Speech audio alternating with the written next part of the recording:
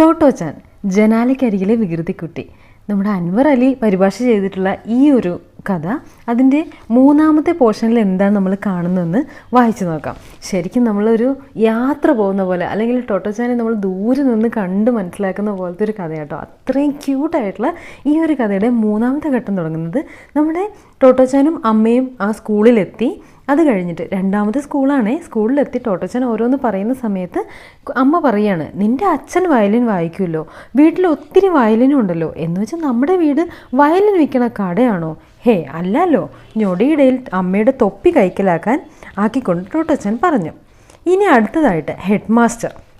ടോട്ടോച്ചാനും അമ്മയും അകത്തേക്ക് പ്രവേശിച്ചു. അവരെ കണ്ടിട്ടാകണം മാസ്റ്റർ കസേരയിൽ നിന്ന് എഴുന്നേറ്റു. നേർത്ത തലമുടി, വായിൽ ഏതാനും പല്ലുകൾ കാണാനില്ല, പക്ഷേ പ്രസന്നമായ മുഖം, അധികം ഉയരമില്ലെങ്കിലും ഉറപ്പ് തോന്നിക്കുന്ന ചുമലുകൾ, ശ്രദ്ധയോടെ ധരിച്ച വസ്ത്രങ്ങൾ, സൂട്ടിൻ്റെ നിറം നരച്ച കറുപ്പ്.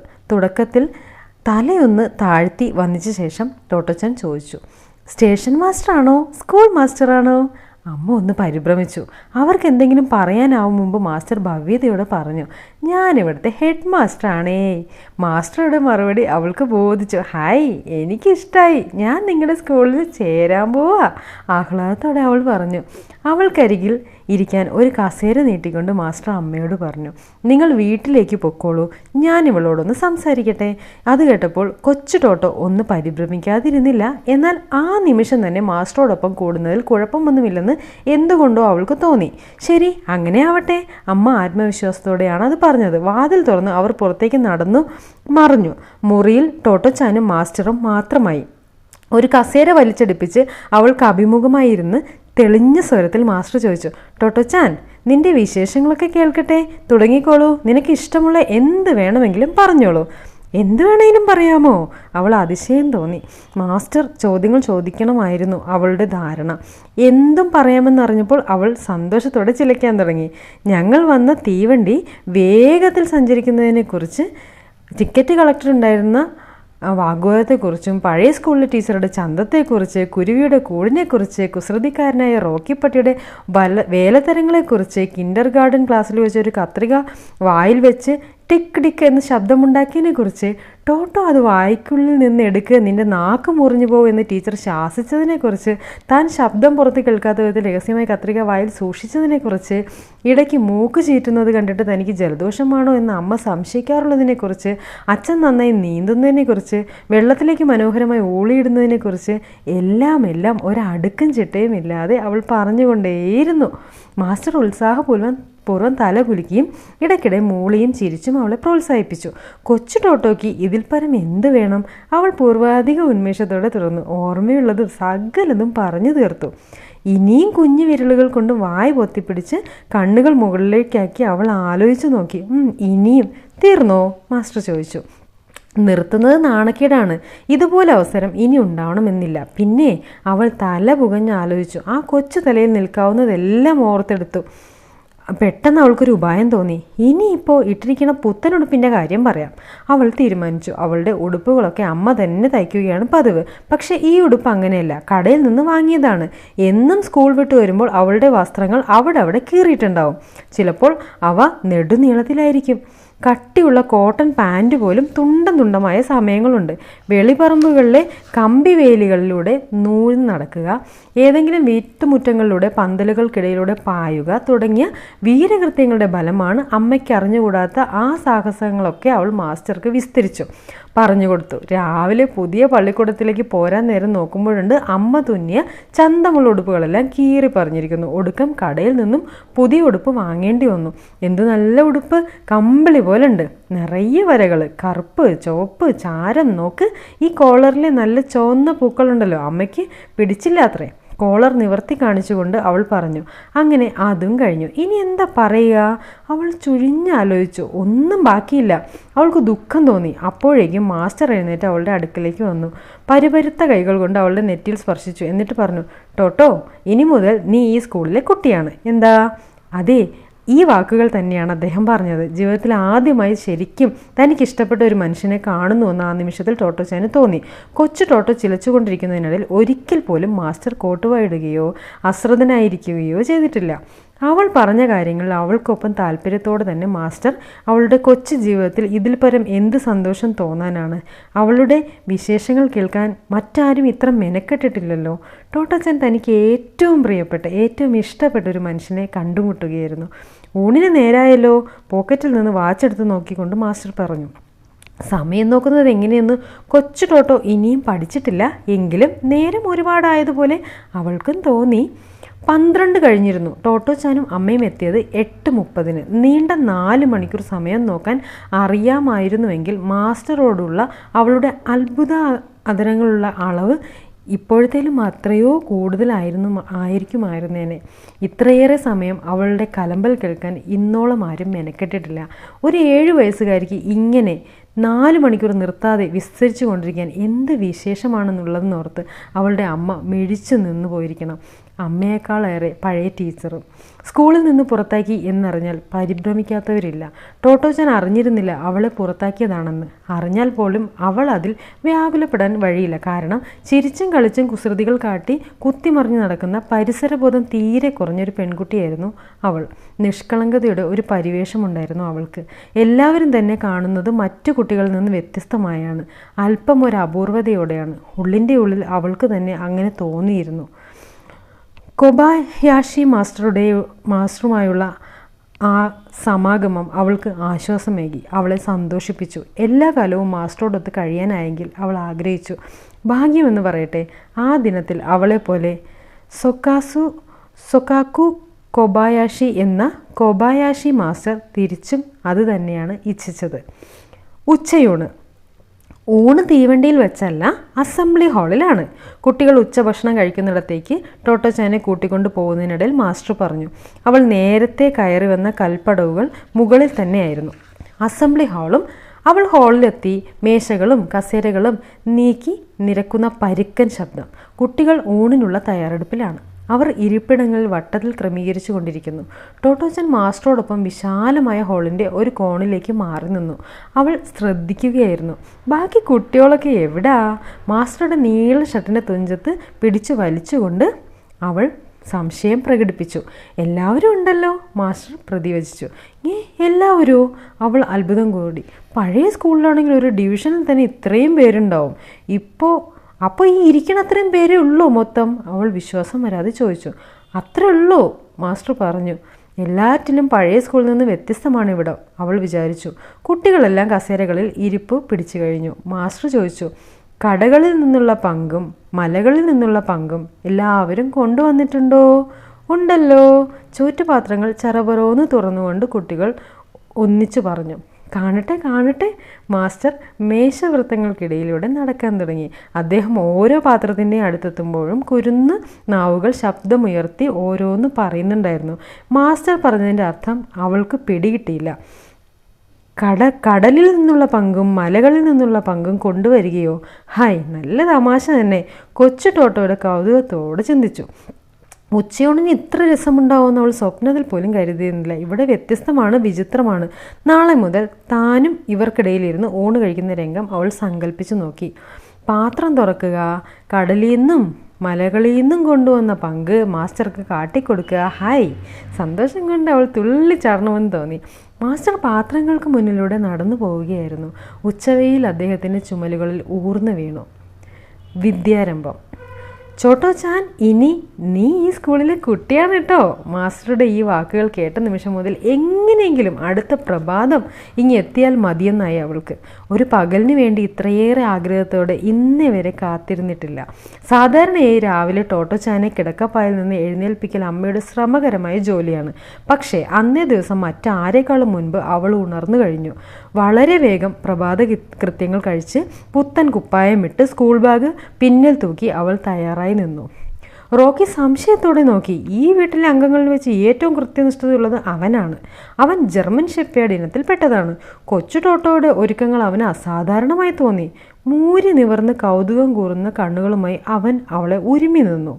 അമ്മയ്ക്ക് നിന്ന് തിരിയാൻ നേരമില്ലായിരുന്നു. അവൾക്ക് പ്രാതൽ നൽകി. അതിനിടയിൽ കടലിൽ നിന്നും മലകളിൽ നിന്നുള്ള വിഭവങ്ങളെപ്പറ്റി ചോറ്റുപാത്രങ്ങൾ തയ്യാറാക്കി. തീവണ്ടിയിലേക്കുള്ള സ്കൂൾ ബാഗ് പിന്നിൽ ഉലഞ്ഞുകൊണ്ടിരുന്നു. റോക്കി ആകട്ടെ ചാടിയോടി അവളുടെ പിന്നാലെ കൂടി. റെയിൽവേ സ്റ്റേഷനിലേക്കുള്ള വഴി മിക്കവാറും പഴയ സ്കൂളിലേക്കുള്ള വഴി തന്നെയായിരുന്നു. പാതയോരത്ത് പഴയ പരിചാരകളൊക്കെ അവളെ കണ്ടു. പൂച്ചകൾ, 1-ാം ക്ലാസ്സിലെ പഴയ കൂട്ടുകാർ, നായ്ക്കുട്ടികൾ, എല്ലാവരെയും. ഹായ്, ഈ പാസ് എല്ലാവരെയും കാട്ടിയാലോ? അവൾക്കൊരാഗ്രഹം തോന്നി. പക്ഷേ ഇന്നത്തെ ദിവസം താമസിച്ചൂടാ, ഇനി ഒരിക്കലാവട്ടെ. കൊച്ചു ടോട്ടോ തീരുമാനിച്ചു. കാലുകൾ വലിച്ചു വെച്ച് അവൾ നടന്നു. സ്റ്റേഷനിലേക്കുള്ള തിരിവിലെത്തിയപ്പോൾ റോക്കി അവിടെ തന്നെ നിൽപ്പായി. ഇടത്ത് കാണുന്ന വഴിയിലേക്ക് തിരിഞ്ഞ് പള്ളിക്കൂടത്തിലേക്ക് പോകാറുള്ള ടോട്ടോച്ചാൻ പതിവിന് വിരുദ്ധമായി എതിരെയുള്ള വഴിയിലേക്കാണ് നടക്കുന്നത്. അവൻ വാ പൊളിച്ച് വട്ട കണ്ണുകൾ ഉയർത്തി ചുറ്റുപാടും നോക്കി. റോക്കിയുടെ നെറ്റിയിൽ മുഖമൊരുമി അവൾ മന്ത്രിച്ചു. ഞാനേ പഴയ സ്കൂളിലേക്കല്ല, പുത്തൻ സ്കൂളിലേക്കാ. അവൻ്റെ കാതുകൾ നാറുന്നുണ്ടായിരുന്നു. പക്ഷേ അവൾക്ക് ആ ഗന്ധം ഇഷ്ടമാണ്. Bye bye.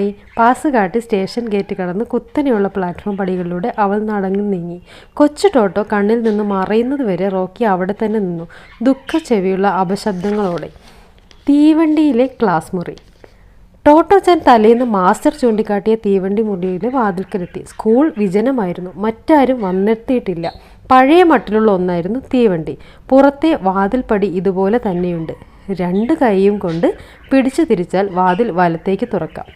വാതിൽ തള്ളി തുറന്ന് ആകാംക്ഷയോടെ ഉള്ളിലേക്ക് എത്തി നോക്കുമ്പോൾ അവരുടെ ഹൃദയം പടപട മിടിക്കുന്നുണ്ടായിരുന്നു. ഹായ് ഹായ്, ഇവിടെ ഇരുന്ന് പഠനം തീരാത്ത ആ ഒരു തീവണ്ടി യാത്ര പോലെ തന്നെയായിരിക്കും. അവൾ ചിരിച്ചു. ജനാലയ്ക്ക് മുകളിലെ ലഗേജ് റാക്കുകൾ തീവണ്ടിയിലേതുപോലെ തന്നെയായിരുന്നു. നേരിയ ചില വ്യത്യാസങ്ങൾ മാത്രം. കമ്പാർട്ട്മെൻറ്റിന് മുന്നിലെ ഒരു ബ്ലാക്ക് ബോർഡ്, പിന്നെ മുഖാമുഖമുള്ള നീളൻ സീറ്റുകൾക്ക് പകരം ബോർഡിന് അഭിമുഖമായി ഡെസ്കുകളും കസേരകളും. നിന്നു യാത്ര ചെയ്യുന്നവർക്ക് കൈപ്പിടികളില്ല. മറ്റെല്ലാം ശരിക്കും ഒരു തീവണ്ടി മാതിരി. അവൾ ഉള്ളിൽ കടന്നു മുന്നിൽ കണ്ട ഒരു സീറ്റിൽ ഇരിപ്പുറപ്പിച്ചു. പഴയ സ്കൂളിലേതുപോലെ തന്നെ ഒരു തടി കസേരയാണ്. പക്ഷേ കൊച്ചു ടോട്ടോയെപ്പോലുള്ളവർക്ക് പകൽ മുഴുവൻ ഒരു വിമ്മിട്ടവുമില്ലാതെ ഇരിക്കാൻ പാകത്തിന് സൗകര്യപ്രദമായൊരു കസേര. പഴയ സ്കൂൾ അവളുടെ ഹൃദയത്തെ കീഴടക്കി കഴിഞ്ഞിരുന്നു. ടോട്ടോച്ചാൻ നിറഞ്ഞു സന്തോഷിച്ചു. എന്നും സ്കൂളിൽ വരണം, അവധിയേ വേണ്ട, അവൾ തീരുമാനിച്ചു. ജനലിലൂടെ പുറത്തേക്ക് നോക്കിയപ്പോൾ അവൾക്ക് സംശയമായി. ട്രെയിൻ അനങ്ങുന്നുണ്ടോ? തീവണ്ടി പള്ളിക്കൂടം നിശ്ചലമായി നിൽക്കുന്നതാണെന്ന കാര്യം ടോട്ടോച്ചാൻ അറിയാം. പക്ഷേ സ്കൂൾ മൈതാനത്തിലെ മരച്ചില്ലകളും പൂനിരകളും ഇളം കാറ്റിലെ തലയാട്ടി നിൽക്കുന്നതും അതുകൊണ്ടായിരിക്കും അനങ്ങുന്നുവെന്ന് അവൾക്ക് തോന്നിയത്. ഹായ് ഹോ, എന്ത് രസമായിട്ടുണ്ട് ഈ സ്കൂള്. ആർത്ത് വിളിക്കാതിരിക്കാൻ അവൾക്ക് കഴിഞ്ഞില്ല. ജനലഴികളിലെ മുഖം ഉരുമിക്കൊണ്ട് അവൾ ദ്രുതഗതിയിലൊരു പാട്ടുണ്ടാക്കി. മതിമറന്ന് ആഹ്ലാദിക്കുമ്പോഴെല്ലാം താൻ ചെയ്യാറുള്ളതുപോലെ കുഞ്ഞു ശബ്ദത്തിൽ ടോട്ടോച്ചാൻ പാടി. ഹായ് ഹോ, എന്ത് രസം, എന്ത് രസം, ഹായ് എന്ത് രസം. എന്തിനാ എനിക്കിത്ര രസം? അതെ, അത്രയും ആയപ്പോഴേക്ക് ആരോ കടന്നു വന്നു. അതൊരു പെൺകുട്ടിയായിരുന്നു. അവൾ തൻ്റെ ബാഗ് തുറന്ന് നോട്ട് ബുക്കും പെൻസിലും പുറത്തെടുത്തു. അവ തൻ്റെ ഡെസ്കിൽ വെച്ച ശേഷം കാൽവിരലിന്മേൽ കൈയെത്തി സ്കൂൾ ബാഗിൽ ലഗേജ് റാക്കിൽ നിക്ഷേപിച്ചു. പിന്നാലെ ഷൂ ബാഗും. എല്ലാം ശ്രദ്ധിച്ചു കൊണ്ടിരുന്ന ടോട്ടോച്ചാൻ പെട്ടെന്ന് പാട്ട് നിർത്തി. എഴുന്നേറ്റു. ദ്രുതഗതിയിൽ അവളും അതൊക്കെ അനുകരിച്ചു. അപ്പോഴേക്കും ഒരു ആൺകുട്ടി വന്നു. അവൻ വാതിൽക്കൽ തന്നെ നിന്ന് ബാസ്കറ്റ് ബോൾ കളിക്കുന്ന മട്ടിൽ ബാഗ് റാക്കിനെ ലക്ഷ്യമാക്കി ഒരൊറ്റ ഏർ. ധൂം, ദേ കിടക്കുന്നു. റാക്കിൻ്റെ വക്കൽ തട്ടി ലക്ഷ്യം തെറ്റി താഴെ. ഏയ്, ശരിയായില്ല. സ്വയം പഴിച്ചുകൊണ്ട് അതേ സ്ഥാനത്ത് തന്നെ വീണ്ടും അവൻ ലക്ഷ്യം പിടിച്ചു. ഇത്തവണ ബാഗ് മുകളിലെത്തി. ഹായ്, ഉഗ്രനേർ. അവൻ ശബ്ദമുയർത്തി വിജയം ആഘോഷിച്ചു. ഷോ, ഇല്ലില്ല, ശരിയായില്ല. തൊട്ടടുത്ത നിമിഷം തന്നെ അവന് തിരുത്തേണ്ടി വന്നു. കാരണം നോട്ട് ബുക്കും പെൻസിലുകളും ബാഗിനുള്ളിലാണ്. അവൻ ഡെസ്കിന് മുകളിൽ കയറി നിന്ന് റാക്കിൻ്റെ ഉൾവശത്ത് കിടക്കുന്ന ബാഗ് തുറക്കാനുള്ള ശ്രമമായി. ആദ്യ ശ്രമം തന്നെ പരാജയം. ഇന്നത്തെ ഏറെ ശരിയായില്ല. അവൻ പിറുപിറുത്തു. ഒന്നിനു പുറകെ ഒന്നായി 9 പേർ തീവണ്ടി മുറിയിലെത്തി. ആ 9 പേർ ചേർന്നതാണ് ടോമോ ഗ്യാഗോനിലെ 1-ാം സ്റ്റാൻഡേർഡ്. ഒരേ തീവണ്ടിയിലെ 9 സഞ്ചാരികൾ അങ്ങനെ തുടങ്ങുകയായി. ടോമോയിലെ പാഠങ്ങൾ. തീവണ്ടി പള്ളിക്കൂടത്തിലെ പഠനം എന്നത് തന്നെ വിചിത്രമായൊരു ഏർപ്പാടാണ്. വിചിത്രമാണ് അവിടുത്തെ ഇരിപ്പിടങ്ങളുടെ കാര്യം. പഴയ സ്കൂൾ ഓരോരുത്തർക്കും അനുവദിക്കപ്പെട്ട പതിവ് സ്ഥാനങ്ങളുണ്ട്. പക്ഷേ അവിടെ ആർക്കും എപ്പോൾ വേണമെങ്കിലും ഇരിക്കാം. യഥേഷ്ടം തിരഞ്ഞെടുക്കാവുന്ന ഡെസ്കുകളും കസേരകളും. കുറേ നേരത്തെ ആലോചനയ്ക്കും നിരീക്ഷണങ്ങൾക്കും ശേഷം തനിക്ക് തൊട്ട് പിന്നാലെ ക്ലാസ്സിലെത്തിയ ആ പെൺകുട്ടിയുടെ അടുത്തിരിക്കാൻ ടോട്ടോച്ചാൻ നിശ്ചയിച്ചു. ഹായ്, ആ കുട്ടിയുടെ ഫ്രോക്കിലെ ഞൊറിയിൽ ഒരു വെളുവെളുത്ത മൊയലിൻ്റെ പടമുണ്ട്. ഉവ്, അവിടെ ഇരിക്കാം. അങ്ങനെയാണ് അവൾ ആ തീരുമാനത്തിലെത്തിയത്. ഏറ്റവും വിചിത്രം ടോമോയിലെ പാഠങ്ങളായിരുന്നു. സാധാരണഗതിയിൽ സ്കൂളിൽ കൃത്യമായി ടൈം ടേബിൾ ഉണ്ടായിരിക്കുമല്ലോ. അതായത് ഒന്നാമത്തെ പീരീഡ് ഭാഷയാണെങ്കിൽ ആ 1 മണിക്കൂർ ഭാഷ മാത്രം പഠിക്കുക, അടുത്ത പീരീഡ് കണക്കാണെങ്കിൽ അത് മാത്രം. പക്ഷേ ടോമോയിലെ രീതി തികച്ചും വ്യത്യസ്തമാണ്. ഓരോ ദിവസവും പഠിക്കേണ്ട വിഷയങ്ങൾ മുഴുവൻ പാഠഭാഗങ്ങളും ചോദ്യങ്ങളും അന്നന്ന് ക്ലാസ്സുകളിൽ ആരംഭിക്കുമ്പോൾ തന്നെ ടീച്ചർ തയ്യാറാക്കും. ശേഷം ഇപ്രകാരം പറയും: ഇനി ഓരോരുത്തർക്കും ഇഷ്ടമുള്ള വിഷയങ്ങളിൽ നിന്ന് തുടങ്ങിക്കോളൂ. ഏത് വിഷയത്തിൽ നിന്ന് തുടങ്ങുന്നു എന്നത് പ്രശ്നമല്ല. ഒരാൾക്ക് ഭാഷയിൽ നിന്ന് തുടങ്ങാം, മറ്റൊരാൾക്ക് കണക്കിൽ നിന്നും തുടങ്ങാം, ഇനി ഒരാൾക്ക് മറ്റേതെങ്കിലും വിഷയമാണെങ്കിൽ അങ്ങനെ. ഒരു ഉപന്യാസ പ്രേമി കാര്യഗൗരവത്തോടെ തൻ്റെ രചനയിൽ ഏർപ്പെട്ടിരിക്കുമ്പോൾ തൊട്ടു പിന്നിലിരിക്കുന്ന ഒരു ശാസ്ത്ര വിദഗ്ധൻ രാസപദാർത്ഥങ്ങൾ അടങ്ങിയ ഒരു ഫ്ലാസ്ക് ആൽക്കഹോൾ ബർണറിന് മുകളിൽ വെച്ച് തിളപ്പിക്കുകയായിരിക്കും. ഇത്തരം പരീക്ഷണ പരിപാടിക്കിടയിൽ ഈ അധ്യയന രീതി കുട്ടികൾ മുതിർന്ന ക്ലാസ്സിലെത്തും തോറും അവരെ അടുത്തു നിന്ന് മനസ്സിലാക്കാൻ അധ്യാപകർക്ക് സഹായകമായി. അവരുടെ സഹജമായ താല്പര്യം എന്തിനോടാണ്, ഏത് വഴിയിലാണ് അവരുടെ ചിന്ത വികസിക്കുന്നത്, അവരുടെ സ്വഭാവത്തിൻ്റെ രൂപം എന്ത് തുടങ്ങിയ കാര്യങ്ങളെല്ലാം അധ്യാപകർക്ക് അനായാസം നിരീക്ഷിച്ചറിയാൻ ഇതുകൊണ്ട് കഴിഞ്ഞു. ടുമായോയിലെ എന്തുകൊണ്ടും ഉത്തമമായ ഒരു രീതിയായിരുന്നു. കുട്ടികൾക്കോ തങ്ങളുടെ പ്രിയപ്പെട്ട വിഷയങ്ങളിൽ നിന്ന് തുടങ്ങുക അവർക്കും ആഹ്ലാദകരമായിരുന്നു. ഇഷ്ടമില്ലാത്ത വിഷയങ്ങളുമായുള്ള നീണ്ടു നിൽക്കുന്ന മൽപ്പിടുത്തം ഫലത്തിൽ ആ വിഷയത്തിൽ എങ്ങനെയെങ്കിലും സഹിക്കുന്ന അവസ്ഥയിലേക്ക് കുട്ടികളെ എത്തിക്കുമെന്നതാണ് പരമാർത്ഥം. അതുകൊണ്ട് ഒട്ടുമുക്കാലും സ്വതന്ത്രമായ ഒരു പഠന ശൈലിയാണ് ടോമോയിൽ നടപ്പിലാക്കിയിരുന്നത്. വിദ്യാർത്ഥികൾക്ക് എപ്പോൾ വേണമെങ്കിലും അധ്യാപകരെ സമീപിച്ച് കാര്യങ്ങൾ തുറന്ന് ചർച്ച ചെയ്യാം. ആവശ്യമെന്ന് കണ്ടാൽ അധ്യാപകർ സംശയക്കാരുടെ അടുത്തേക്ക് വരും. അവർക്ക് വേണ്ടത് സ്പഷ്ടമായി വിശദീകരിച്ച് കൊടുക്കുകയും ചെയ്യും. തുടർന്ന് സ്വയം ചെയ്ത് ശീലിക്കാനുള്ള അഭ്യാസങ്ങളും പാഠങ്ങളും ഓരോരുത്തർക്കും പ്രത്യേകം നൽകുകയും ചെയ്യും. പഠനം എന്ന വാക്കിനെ അന്വർത്ഥമാക്കുന്ന ഒരു ശൈലിയായിരുന്നു അത്. അവിടെ അധ്യാപകൻ്റെ നീണ്ട പ്രസംഗമോ തലനാരിഴ കീഴുന്ന വിശദീകരണങ്ങളോ ഒന്നുമില്ല. അശ്രദ്ധനായി അങ്ങുമെങ്ങും നോക്കിയിരിക്കുന്ന വിദ്യാർത്ഥികളുമില്ല.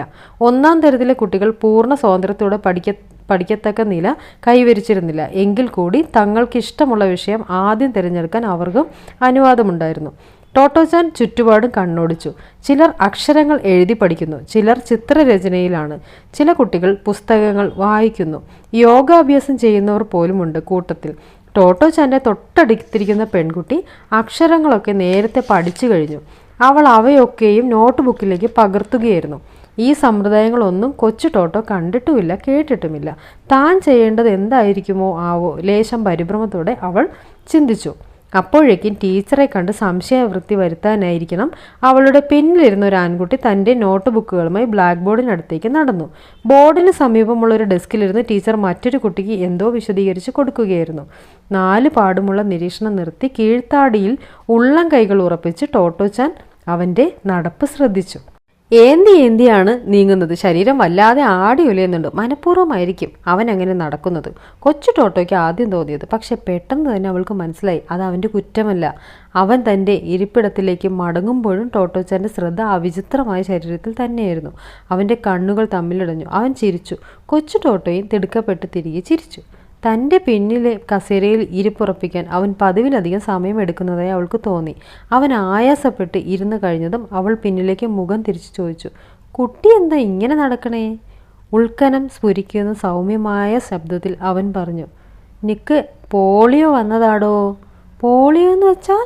ആ വാക്ക് അന്നവൾ ആദ്യമായി കേൾക്കുകയായിരുന്നു. ഉവ്, പോളിയോ. സ്വരം താഴ്ത്തി അവൻ പറഞ്ഞു.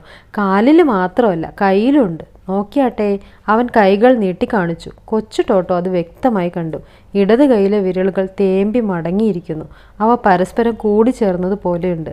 ആ കൈ കൊണ്ട് ഒന്നും ചെയ്യാൻ പറ്റില്ല. ഇത് ഉത്കണ്ഠ നിയന്ത്രിക്കാനാവാതെ അവൾ ചോദിച്ചു. അവൻ മറുപടി പറഞ്ഞില്ല. ആ മൗനം ചോട്ടോച്ചാനെ വിഷമിപ്പിച്ചു. അങ്ങനെ ചോദിക്കേണ്ടിയിരുന്നില്ലെന്ന് അവൾക്ക് തോന്നി. പക്ഷേ അവൻ്റെ മുഖം പ്രസന്നമായിരുന്നു. തെളിവുറ്റ ശബ്ദത്തിൽ അവൻ പറഞ്ഞു: എൻ്റെ പേര് യാസുവാക്കി യാമാമോട്ടോ. കുട്ടിയുടെയോ? ഉത്സാഹഭരിതമായി ആ വാക്കുകൾ അവളെ അത്യധികം സന്തോഷിപ്പിച്ചു. തൻ്റെ ചുറുചുറുക്ക് വീണ്ടെടുത്തുകൊണ്ട് അവൾ ഉച്ചത്തിൽ പ്രഖ്യാപിച്ചു: ഞാൻ ടോട്ടോച്ചാൻ.